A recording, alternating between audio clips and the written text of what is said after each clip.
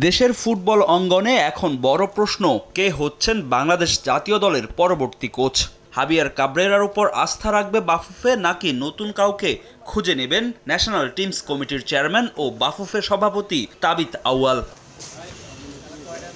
31 December বাফুফের সঙ্গে চুক্তির মেয়াদ শেষ হয়েছে জাতীয় দলের বর্তমান কোচ হাবিয়ার কাবরেরার। 2022 সালে জাতীয় দলের কোচ হিসেবে যোগ দেন এই স্প্যানিশ।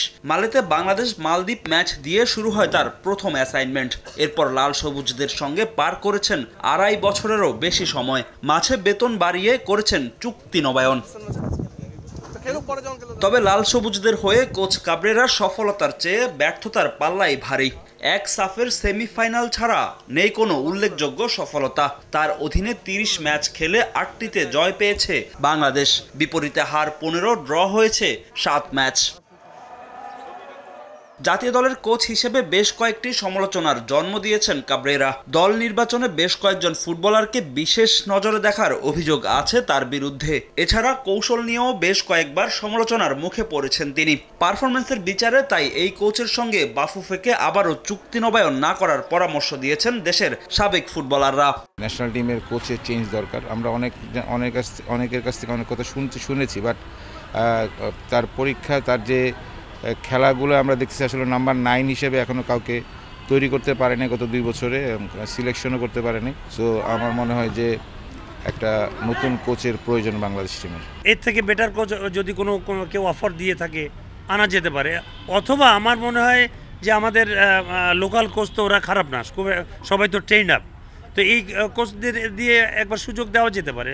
মার্চে ভারতের বিপক্ষে এশিয়ান কাপ বাছাই পর্বের ম্যাচ খেলবে বাংলাদেশ। এরই মধ্যে নতুন কোচ এসে দলের সঙ্গে কিভাবে মানিয়ে নেবেন তা নিয়েও উঠেছে প্রশ্ন।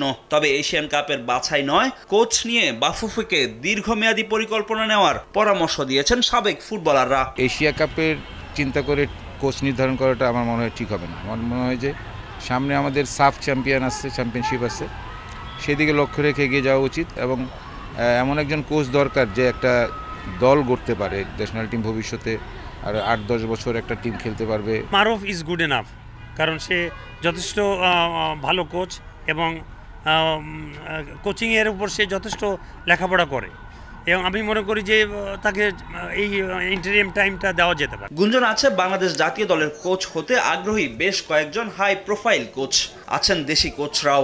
এখন দেখার অপেক্ষা জামাল ভুঁইয়াদের দায়িত্ব শেষ পর্যন্ত কার হাতে দেন বাফুফে সভাপতি। ফাহিম ইসলাম, সময় সংবাদ, ঢাকা।